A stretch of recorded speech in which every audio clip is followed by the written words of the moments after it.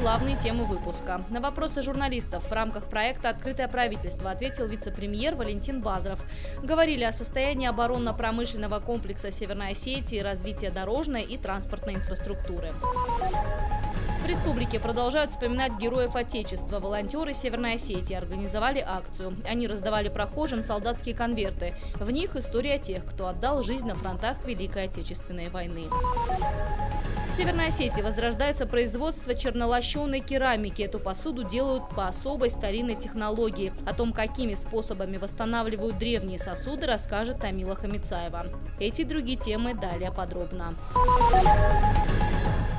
Северная Осетия официально начинает сотрудничать со Всемирным банком. В рамках программы поддержки местных инициатив республика отберет ряд социально значимых проектов для совместной работы. Сегодня представители Всемирного банка встретились с председателем правительства Северной Осетии Сергеем Токоевым. Премьер подчеркнул, к подобному сотрудничеству мы шли не один год. Сейчас республика действительно заинтересована в таком взаимодействии. Первый шаг давайте сделаем. Мы со своей стороны готовы и с интересом подойти к этому вопросу, с пониманием той полезности, которую это дает. И надеемся, что первый блин не будет комом. Мы, как говорится, друг друга лучше узнаем. В начале года Владикавказ вошел в тройку городов России, где созданы благоприятные условия для ведения бизнеса. Кроме того, работа по формированию благоприятного инвестиционного имиджа сейчас активно ведется во всех республиках Северного Кавказа. Директор и постоянный представитель Всемирного банка в России Михаил Рудковский отметил, что Северная Осетия является одним из приоритетных регионов для работы.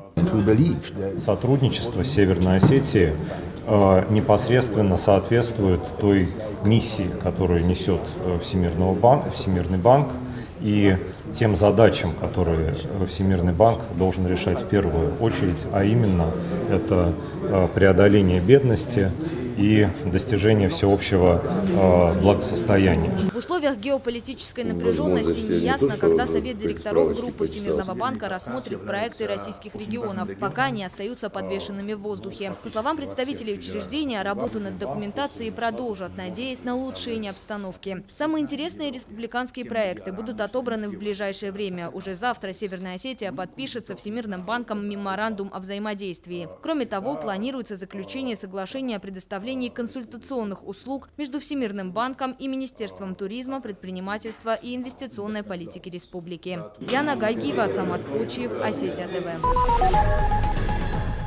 Состояние оборонно-промышленного комплекса Северной Осетии, развитие дорожной и транспортной инфраструктуры, а также перспективы выхода республики на рынок биоэтанола.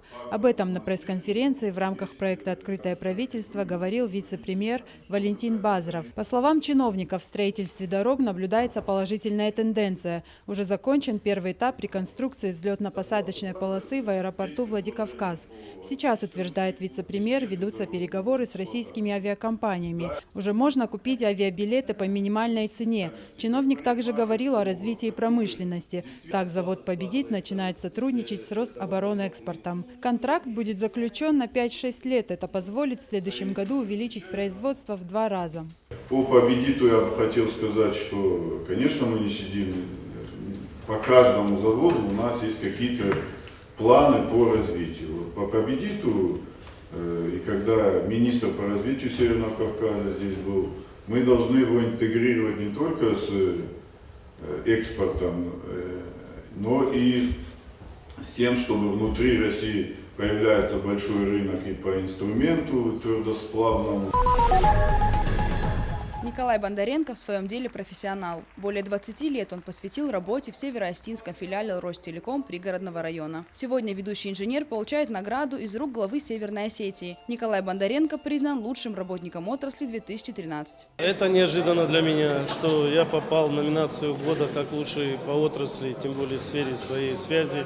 Поэтому это для меня неожиданно. И я вот, как говорится, и рад тому, что попал, и тому, что я не ожидал, что среди всех, который коллектив, весь трудолюбивые, все работяги хорошие, но получилось, что один я попал в эту номинацию. Ежегодная премия «Лучший работник отрасли» организована по инициативе Таймураза Мамсурова. Профессионалов своего дела искали в 8 сферах: промышленность, транспорт, топливно-энергетический комплекс, ЖКХ, дорожное хозяйство, сельское хозяйство, строительство и связь. В каждой номинации по 3 лауреата. Они не просто представляют свои коллективы, они представляют свои фамилии. Весь наш многонациональный народ – это наша гордость. Сегодня отметили и молодых дарований. Один из победителей, Бексултан Бидеев, в своей работе исследовал насыщенный йодом грецкий орех в качестве добавки для творожной продукции. Школьники и студенты, проявившие себя в области науки и техники, получили денежные премии. Сабина Алборова, Яна Гагиева, Заур Цеов, Осетия ТВ. Здравствуйте, добрый день. А вы знаете, сегодня праздник, День Героев Российской Федерации и Великой Отечественной войны, ветеранов. И мы бы хотели поздравить вас и с этим праздником предоставить вам небольшой конвертик. В этом конвертике написано небольшой очерк о тех героев Великой Отечественной войны Российской Федерации, которые храбро сражались во время Великой Отечественной войны и совершили бесценные подвиги. Именно таким нестандартным способом молодежь Осетии решила напомнить случайным прохожим о героях. Волонтеры в этот день вручили жителям Владикавказа около 1000 солдатских конвертов. В них история о тех, кто отдал жизнь на фронтах во время Великой Отечественной войны. Акция прошла во всех городах России. Акция приурочена именно к памяти героев. Мы сейчас чествуем тех, в честь кого названы улицы в городе Владикавказ. Цели, во-первых, конечно, память о героях. Это все герои как и Советского Союза, так и России. Это наши предки. Мы должны помнить о тех подвигах, которые они совершили. Ведь во многом они совершили их ради нас. В это же время торжественное мероприятие проходило в Республиканском совете ветеранов. От имени главы республики старшее поколение поздравило с Днем Героев Отечества заместитель председателя правительства Северной Осетии Рустем Келихсаев. Он пожелал собравшимся долгих лет жизни и подчеркнул, что сегодня молодежь особенно нуждается в примере достойных старших. На сегодняшний день у нас 14 человек, которые являются героями Советского Союза, героями России, полными кавалерами Ордена Славы, героями социалистического труда. И вот люди, попадающие в эту категорию, они всегда особо отмечаются у нас в республике именно в этот день. И именно слова благодарственные звучат из уст главы республики. И мы стараемся оказывать всяческое внимание, всяческую поддержку вот этим людям и даже семьям, которые, к сожалению, потеряли своих близких, которые посмертно стали героями России. Сыны Осетии сражались с врагом до последней капли крови в составе практически всех вооруженных сил. Спустя годы благодарные потомки помнят тех, кто подарил им жизнь и мирное небо. Залина Губурова, Влада Бецоева, Евгений Маркин, Осетия ТВ. Вершина гончарного искусства древних холландских мастеров – знаменитая чернолощенная керамика. Ее создание стало настоящим технологическим прорывом. В отличие от более привычной красной керамики, это не пропускает жидкость. Изделия получались на удивление легкими и прочными. Способ изготовления таких сосудов держался в строжайшей тайне. Но во времена татаро-монгольского нашествия богатая культура была уничтожена, а ценные знания безвозвратно утеряны. На территории Кубанского ущелья в Северной Осетии археологические раскопки длятся уже более 30 лет. За это время нашли много образцов изделий из чернолощенной керамики, но только в этом году стало возможным воспроизвести точные копии древних сосудов. Наша задача выяснить технологию древних производств. Делая своими руками, мы понимаем, как делали это и как не делали это древние мастера. Нас занимает древняя культура. То, как это делали наши предки, и то, как мы сможем их понять, с тем, чтобы продолжить то лучшее, что было в их культуре. Назим Гиджрати – победитель конкурса «Культурная мозаика малых городов и сел» благотворительного фонда Елены и Геннадия Тимченко. О такой поддержке культурных проектов в республике узнали совсем недавно. И в первый же год гранты получили сразу 2 проекта из Северной Осетии.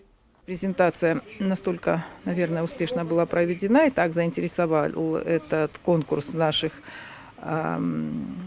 деятелей культуры, что 2 проекта были отобраны и стали победителями. Проект Назима Гиджрати «Эхо тысячелетий» помогает возрождать традиции керамического и литейного искусства. Но здесь есть одна особенность. В работе мастера принципиально не применяют новые технологии.